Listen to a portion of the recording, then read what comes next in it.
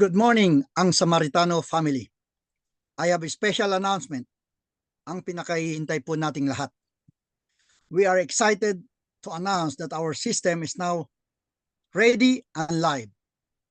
Today, August 8 at 8 p.m. in the Philippines, August 8 at 5 a.m. in America 2024 is our first day live to enroll new Samaritano, open to the public. Please join us. At this special announcement, you will have the opportunity to learn about our unique products and services. Enjoy exclusive opening offers, participate in exciting giveaways and activities.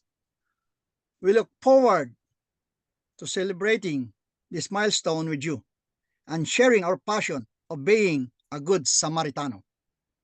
We're helping people get you in, and a livelihood program brings a win. Success doesn't come from what we do occasionally, but what we do consistently to live a good life. Sabi nga po nila, ang nagwawagi, hindi sumusuko. Ang sumusuko, hindi nagwawagi. Maraming salamat po sa hindi nyo po pagsukong suportahan ang Samaritano. Maraming salamat po sa haba ng pasensya nyo. And we can wait to see all of your name on the system and the name of all new Samaritano to our family.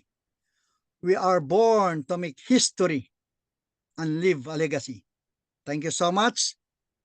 In God we trust. Ako po si Henry Peralta de Guzman Jr., the CEO and founder of We Are Living a Good Life in partnership with Ang Samaritano.